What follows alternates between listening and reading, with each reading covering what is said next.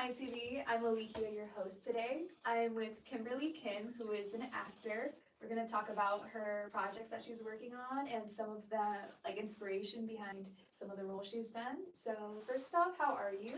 I'm good. Thank you for having me. Of course, I'm very excited to talk to you because you have a very interesting story when it comes to being an actor. Yes. Okay, so when did you start acting? I started acting in my early 20s.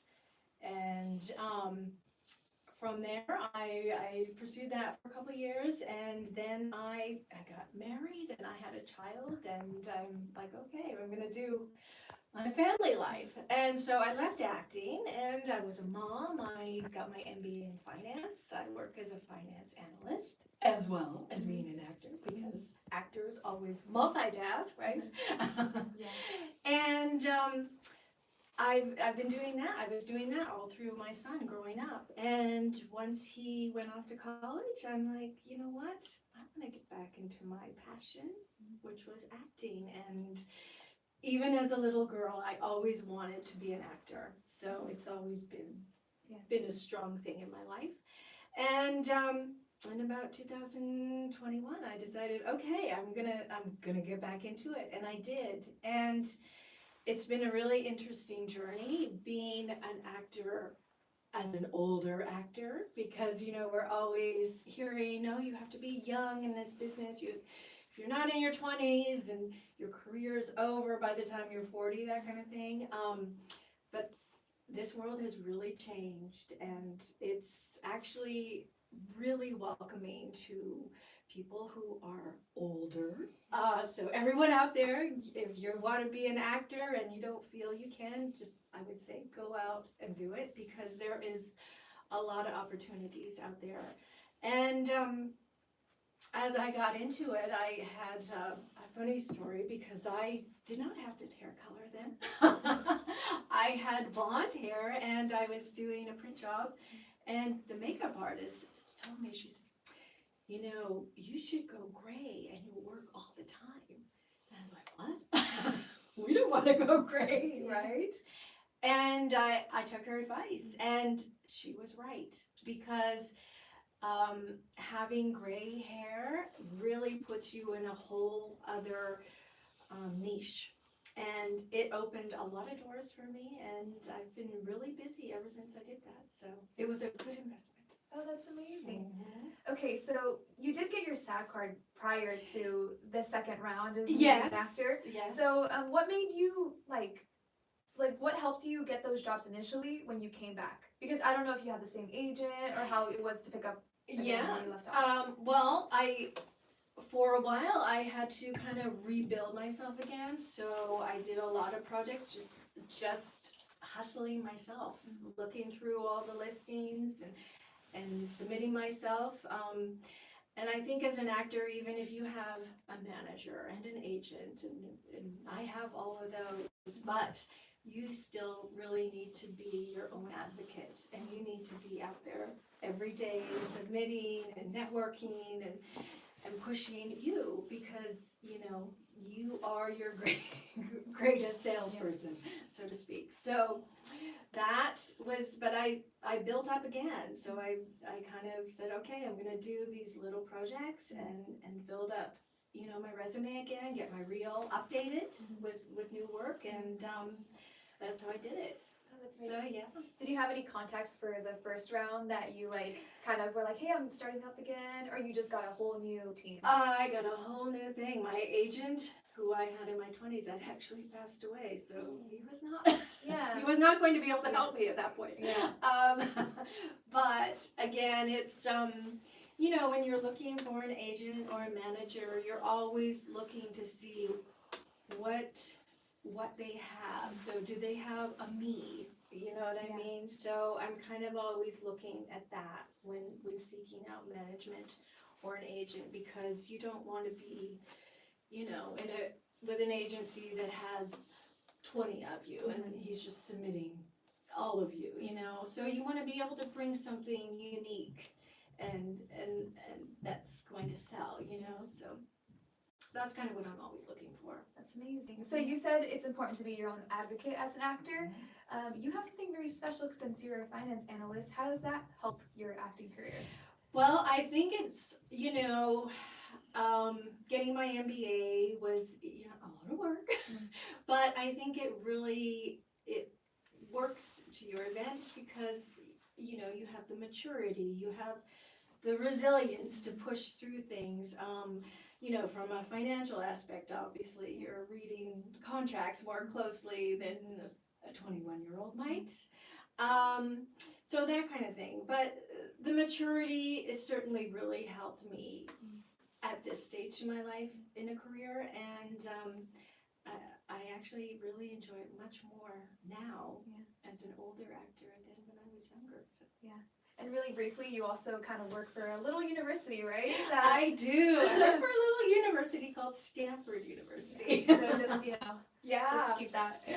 For 18 years, I've worked for them. That's incredible. That's amazing. And an actor, so that's cool. An actor is, I think one of the great skills of being an actor is being flexible, being able to juggle multiple things all the time, because things happen very quickly in this business, and you need to be able to jump when they say jump, like, can you come in tomorrow? Or, things like that. So I think working in finance and being able to multitask is a really strong skill set that I built up. Yeah. So. What has because you did have that time where you got to focus on being a mother and your career prior to this. What did that teach you about being an actor? Well, it certainly taught me the value of patience. It taught me how to be able to reach feelings quickly, and when you're reading a script, being able to stick into these emotions that are that character. I think that's, with age and also trying to be a good parent, you have to be creative. Yeah. So those are really some important aspects that I found. But another thing I can say is as you get older, you learn to really let things go and just not be ego-driven. You're able to let it go and just be. And I think that's really freeing as an actor, because you're not so worried about, are they not going to like me? When you get older, you really do care less. And I always say, those who care less win, because I think that's a great adage to live by as an actor, because it frees you to just go for it. That's amazing. And I bet your kids had a great storyteller at, bedtime. So. Yes. Okay. Yes. So let's talk about your current project. Well, something that just got released. So you worked with Johnny Depp now twice. Can you tell us about those 2 times? Yes, I did. So when I was a youngster, I grew up in Canada, and I worked on 21 Jump Street. Hopefully some of you know that. But it was in the 80s, and I was doing background work on that show, and it was like the show was basically going into high schools all the time. So there was a lot of work for Canadian actors up in Vancouver at that time. And and last year I got a small day role, 2 days, on a movie called Modi, which he directed, and Al Pacino's in it, and so it's a small movie, with small actors in it. Yeah. Maybe some people have heard of it. Maybe. But I did talk to Johnny when I was there, and I told him that, I worked on 21 Jump Street with him moons ago. And he's like, oh my God, you must have been a baby. I said, yes, I was. But he was so nice, and just a really, really nice guy.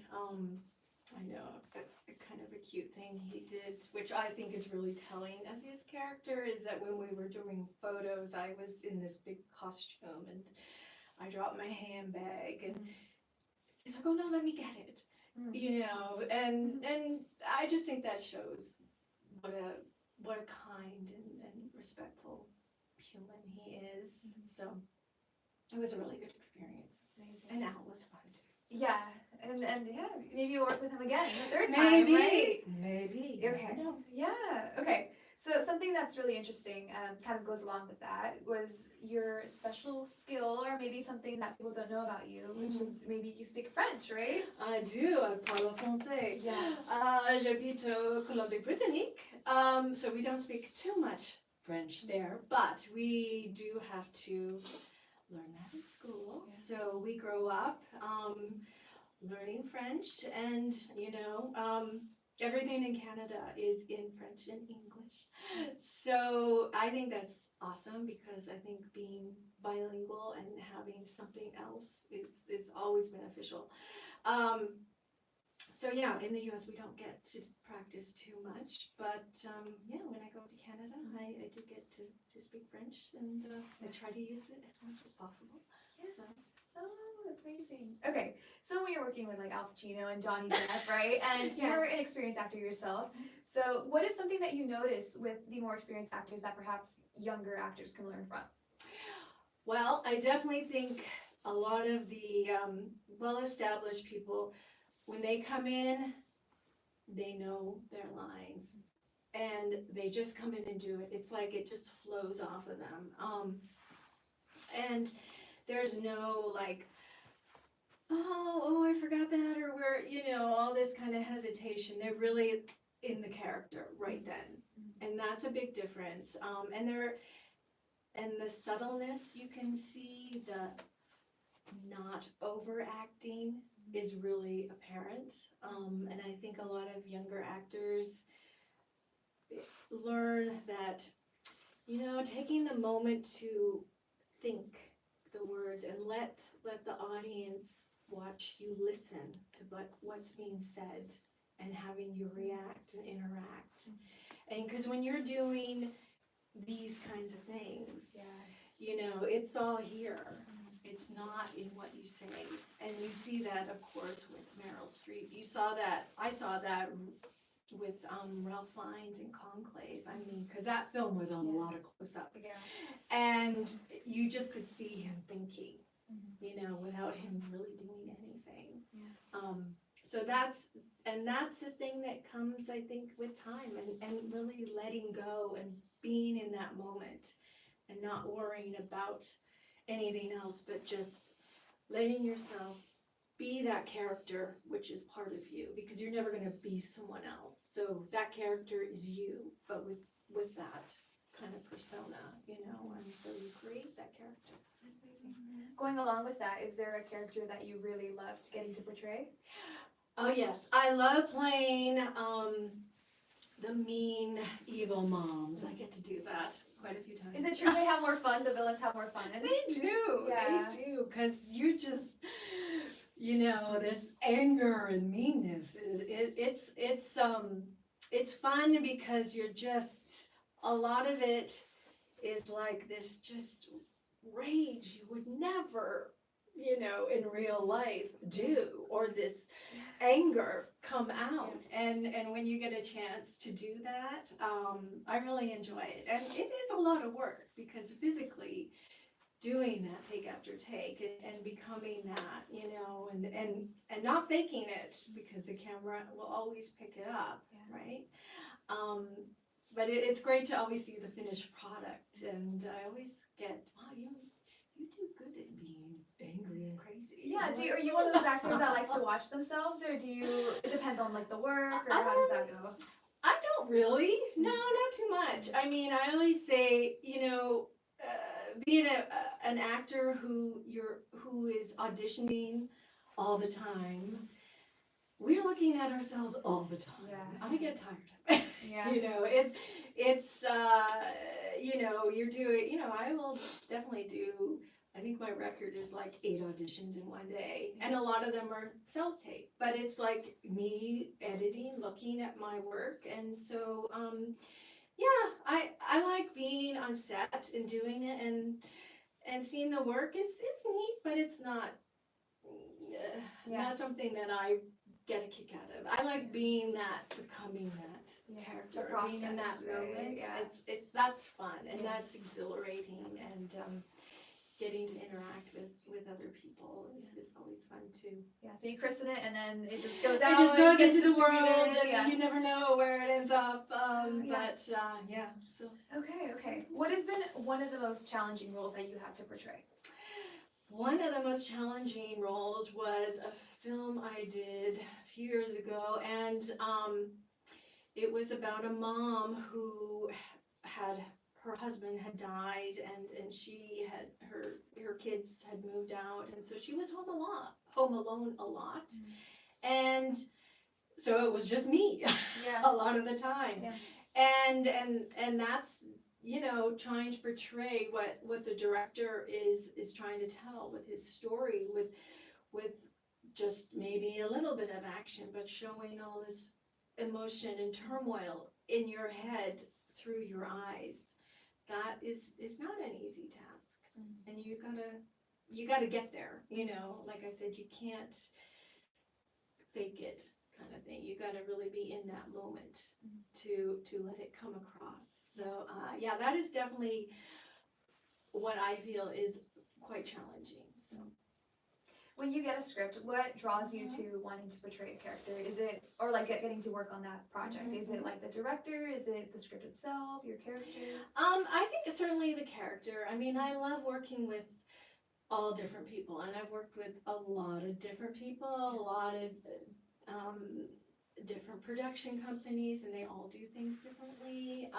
So I think it actually really builds you up as an actor. Again, going back to being really flexible is important in the acting world. So for me, looking at the character, if she's juicy, and can I bring something to her? You know, I don't want to do something that's not gonna be beneficial. You know, but it's all in the words, and so you got to create that from the script, and that is the fun part. Yeah, I was gonna ask you, so how do you, everyone has a different answer for this, learn your lines, especially when you're getting sides, or we changed everything. Oh yeah, yes, oh no, so what I've learned, which works for me, is I will record it on my phone. I record every scene, and I just read everyone's part, so I'm hearing it, because knowing your lines is one thing, but you need to know when to come in with your line. So you need that cue, right? So you have to use common sense, understand what's going on in the scene. So if you have to add with the line, it will make sense, right? But I listen to it. I listen to the scenes over and over, and then I will, talk to myself. Yeah. We are our own best friend. I talk to myself all the time. and that has been a really good way for me to get my lines down. So with the art of the self-tape, which is something that's changed, maybe perhaps the first time, right? And like reels and things like that. Well, I will tell you, when I was younger, I mean, a lot of actors don't know what headshots are now. Paper headshots. I mean, they were all black and white. Staple your resume and then it was. Yeah. Yes. Yeah. And now it's all digital. All reels, all self tapes. I've built myself a great little studio at home, and I have all my lights set up, so I just flick one switch and it all lights up. Yeah. I'm ready to go. Oh wow. And who is usually your reader? Is it yourself? Do you have your family involved, or how? No. Well, again, I am my own best friend. I use a really good app, and so what I will do is, it's amazing. I mean, either I will use a teleprompter if it's just me. If it's 2 or 3 people, I will use an app that I really like called Cold Read. So what it is you record the script, and it's either other or myself. So it's either reader or myself. So if I'm saying my line, the app will get cued on my last word, and then it will read the next That's line, amazing. which is my voice. Yeah. But yeah, I do that. Oh, that's amazing. So Yeah. it's all you, so that's incredible. It's all me Yeah. all the time. That work ethic, yeah. Yeah. But I mean, what a great time to be an actor, because it's made life so much easier to be an actor. Yeah. And some people like readers, but when you have to do auditions at 12 o'clock in the morning or something, you know what I mean, that kind of thing. So I like it. It works well. Okay, so there is definitely like so many like kind of characters you portrayed. What's one that you haven't gotten into and you'd like to? Well, I haven't, let's see, portrayed a real, let's say, victim character before. And like, I've never played a woman that has been abused or anything like that. And I think that would be really interesting I'd like to delve into that. Yeah. I feel like, just as I am, that I feel like I could click into emotions that are related to having to go through some kind of trauma like that in my life. And I would love the opportunity to just kind of let go and just become this real victim person who suffered immensely, and be able to see how I can portray that on screen. I think that would be great. Like, That's I cool. would watch myself. Yeah, that's really cool. Have you had like a part where you have to like wear a lot of prosthetics and look really, really different? Oh yes, I have been a zombie. Oh, that's I amazing. have been a zombie. That's so What's the key to being a good Oh, zombie? good luck. The walk. The walk is the hardest part. That is the hardest part. And that blood, I mean, it's, when it's on you, it sticks on it's you. sticky, yeah. And the clothes you wear are stuck to your body. Yeah. And I remember I was doing a 2-day shoot, and one of the days I was really hoping we would wrap early so I could drive home in my zombie look and look at people on the freeway and give them a look.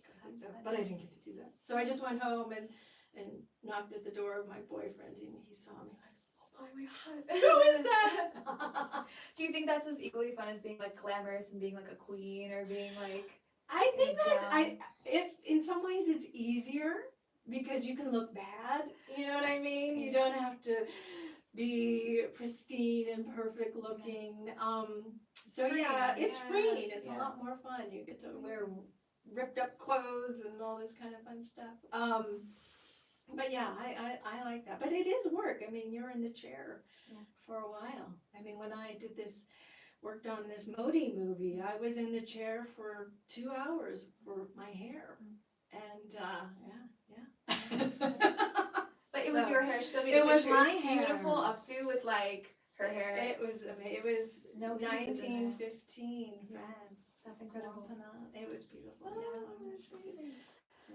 Oh, how cool. Okay, you did touch upon this, but like for younger actors, I want you to maybe tell us like what's something that you've learned in these last couple of years that you think, really makes you keep going. It's been really fulfilling as in your career. Well, I think one thing I would definitely say to younger actors is that, be nice to people on set. And, it is a team effort. It is, you definitely have to be a person who likes to work with people and work as a group and collaborate and be open to ideas and, let go of your insecurities. That's a big thing, and ego, because there's a lot of that out there. A lot of rejection. And rejection, I mean, as an actor, you do so many auditions. So my philosophy is I do the audition and I completely forget about it. And then if it comes back, awesome. If it doesn't, oh well. I'm not worried because I'm on to the next thing. So I think a key I would say is keep busy. Don't fixate on a job, and don't fixate on not getting an agent and all this stuff, because you can work pretty steady without an agent, and then when you get that agent, you're going to be in a really good position to go way up. Yeah. So that's what I would say, and laugh on set and have fun and be easygoing, and we're all working together here to make some good movies and art. So I love what you said about being nice to people on set because you work with Jamie. So yes, it's really cool. It's a reunion. So look, you two right And I there. will say, it is a small world, so don't make enemies. Oh, there you go. Ooh. Okay, can you plug your social media for us so we can check out your work? I sure can. It's pretty easy. It's on social media. I'm on Instagram at Kimberley. That's KIMBERLEY. Kim Actor. Perfect. And IMDb, you'll find me there. It's a Kimberly with the LEY. Can blame my parents. They like the E's. Yeah. Beautiful. Look, Kimberley Kim. There you go. Okay. Thank you guys to everyone for watching and stick around for more. Thank you.